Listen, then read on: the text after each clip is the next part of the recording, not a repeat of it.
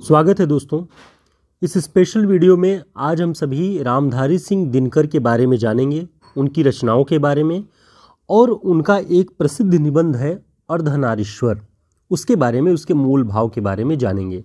यह निबंध बिहार बोर्ड के 12वीं की पुस्तक दिगंत में लगाई गई है। शुरुआत करते हैं कि दिनकर जी का अर्धनारीश्वर निबंध संग्रह 1952 ईस्वी में प्रकाशित हुआ। दिनकर जी के जो अन्य निबंध संग्रह हैं वह मिट्टी की ओर, रेती के फूल, हमारी सांस्कृतिक एकता, वेणुवन, उजली आग, धर्म, नैतिकता और विज्ञान, वट पीपल, साहित्यमुखी, ये सारे निबंध उनके बहुत ही प्रसिद्ध हैं। उनमें से एक जो निबंध संग्रह है और निबंध वो सिलेबस में लगाया गया है बिहार बोर्ड में 12वीं क्लास में, और तमाम परीक्षाओं में भी संभव है लगा हो। इस निबंध का मूल भाव हम जानेंगे।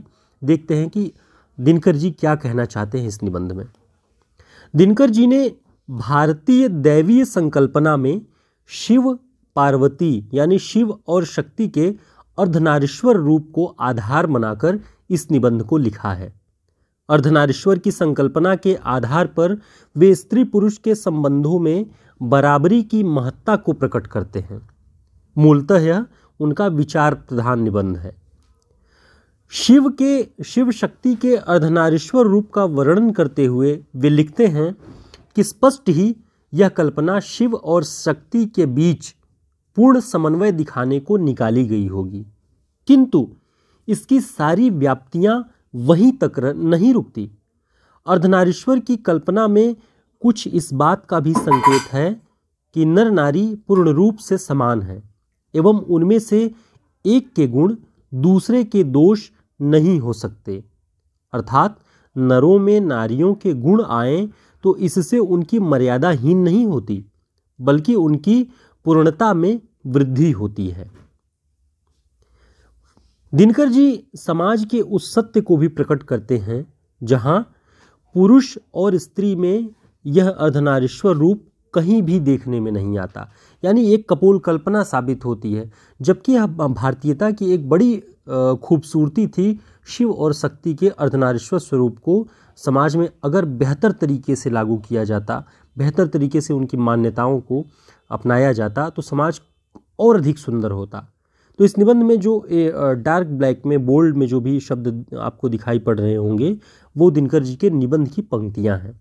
तो आप इन्हें समझने की कोशिश करिए कि स्त्री पुरुष की समानता के बारे में वे और क्या तर्क देते हैं। वे मानते हैं कि पुरुषों ने स्त्री को घर की सीमा में कैद कर दिया और स्वयं पूरी दुनिया में खुला घूमने की अपनी आज़ादी को बनाए रखा।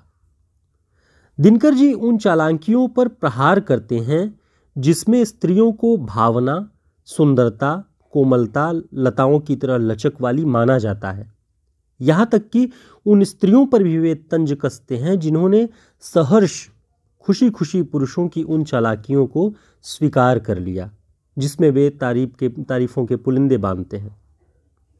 दिनकर जी ने इस बात की ओर भी ध्यान आकृष्ट किया है इस निबंध में कि संसार के अन्य किसी भी जीवों में नर और मादा के कार्यों में और उनके जीवन में इतना अंतर नहीं आया है जितना मनुष्यों के यहाँ पैदा हुआ है।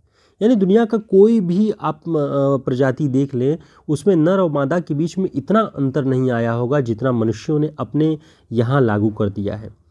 चिड़िया को देख लीजिए या किसी पशु को देख लीजिए, उनके यहाँ जो कार्य मादा कर रहा होगा वो नर भी कर रहा होगा। खाने के साधन हो या विचरण करने की स्वतंत्रता हो या अपने जीवन की सुरक्षा के लिए लड़ाई लड़ने की बात हो, सब मिलजुल करके करते हैं। कहीं भी ऐसा नहीं है कि नर वहाँ पर लड़ेगा और मादा अपनी सुरक्षा में जाकर के कहीं छिप जाएगा, ऐसा नहीं होता। सब अपनी लड़ाई मिल करके लड़ते हैं। नर और मादा अपनी सुरक्षाओं के लिए लड़ाई खुद ही लड़ते थे। भोजन की व्यवस्था नर और मादा दोनों की जिम्मेदारी थी, किंतु मनुष्यों में स्त्रियों को पराधीन बनाने की प्रवृत्ति दिखाई पड़ती है। ये दिनकर जी कहते हैं कि अन्य प्रजातियों के जीवों से अलग मनुष्यों में स्त्रियों को पराधीन बनाने की प्रवृत्ति दिखाई पड़ती है। इस निबंध में दिनकर जी ने कबीर, प्रेमचंद, जयशंकर प्रसाद और रविन्द्रनाथ टैगोर बर्नार्ड शॉ की जमकर आलोचना की है। ये सारे लेखक ऐसे हैं जो दुनिया भर में ख्याति प्राप्त हैं, लेकिन अपनी स्त्री दृष्टियों को लेकर के वे रामधारी सिंह दिनकर के इस निबंध में आलोचना के पात्र बनते हैं। दिनकर जी एकदम खुले रूप में बिना हिचक के इन सभी के स्त्री दृष्टियों पर प्रहार किया है, जिसमें वो स्त्री को नाजुक, कोमल और आज्ञाकारिणी बने रहने की नसीहतें देते हैं। इन सब का विरोध करते हैं दिनकर जी, और गांधी और कार्ल मार्क्स के विचारों को श्रेष्ठ और आदर योग्य मानते हैं जो स्त्रियों के प्रति उन्होंने व्यक्त किया है। दिनकर जी ने दो प्रचलित दृष्टियों का वर्णन किया है जो अपने अपने तरीके से स्त्रियों का शोषण करते हैं और उन्हें अभागिन या पापिनी की संज्ञा देते हैं। एक, स्त्री को भोग की वस्तु समझकर उसका निरंतर शोषण करता है। दूसरा, उनका त्याग और अपमान करके ही मोक्ष का रास्ता संभव मानता है और खुद को सन्यासी और संत सिद्ध करता है। तो इन दृष्टियों की दिनकर जी ने इस निबंध में आलोचना की है। उनका मानना है कि स्त्रियों की इस दशा का कारण बहुत हद तक स्त्रियां स्वयं भी हैं। वे लिखते हैं कि मेरा अनुमान है कि ऐसी प्रशस्तियों से ललनाएं स्त्रियां अभी भी बुरा नहीं मानती। ऐसी प्रशस्तियां जिनमें उन्हें कोमल, नाजुक, सुगंधित, इत्र के समान महक वाली, लचकदार, तमाम तरह की संज्ञाएं जो दी जाती हैं, वे इन्हें बुरा नहीं मानती। सदियों की आदत और अभ्यास से उनका अंतर्मन भी यही कहता है कि नारी जीवन की सार्थकता पुरुष को रिझा कर रखने में है। यह सुनना उन्हें अच्छा लगता है कि नारी स्वप्न है, नारी सुगंध है, नारी पुरुष की बाह पर झूलती हुई जूही की माला है। इसी झूठी तारीफों के पराग को अधिक से अधिक उड़ेल कर नवयुग का पुरुष स्त्रियों के भीतर उठने वाली स्वतंत्रता की चेतना वाली चिंगारी को बुझा देता है। ये दिनकर जी के विचार हैं इस निबंध में। उन्होंने कहा कि महाभारत के दौरान अगर संधि प्रस्ताव कुंती और गांधारी को सौंपी गई होती तो महाभारत के युद्ध की दशा इतनी घातक और विनाशकारी नहीं होती।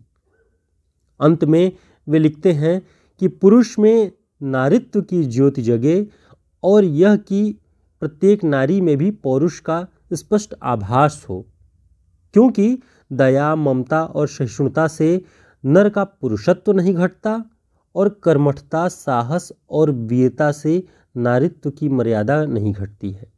उन्होंने प्रेमचंद की उस धारणा को कि पुरुष के भीतर अगर स्त्री का गुण आ जाए तो वह स्त्रियोचित हो जाएगा और नारी में, स्त्री में अगर पुरुष का गुण आ जाए तो वह राक्षसिनी हो जाएगी, इस तरह के विचारों का खंडन करते हुए प्रेमचंद जी की भर्त्सना करते हैं।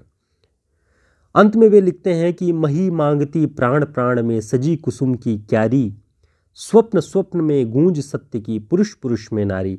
वह चाहते हैं कि प्रत्येक पुरुष में नारी के जो गुण हैं, जो कोमलता है, वो पुरुष में भी आए, ताकि दुनिया सहनशील, सहन शक्ति से संपन्न, गुणवान और दयावान बनी रहे।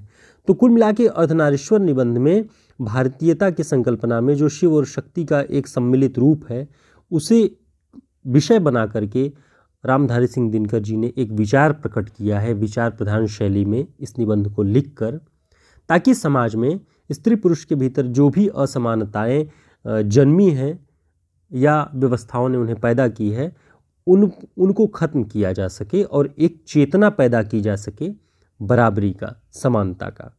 उम्मीद है आपको इस निबंध का सारांश समझ में आया होगा और आपके जो पाठ्यक्रम है बीपीएससी शिक्षक भर्ती परीक्षा की, उसमें यह आपके लिए उपयोगी होगा और जो भी इससे प्रश्न बनेंगे आप उसे करने में सक्षम होंगे। मिलते हैं एक नए वीडियो के साथ। धन्यवाद।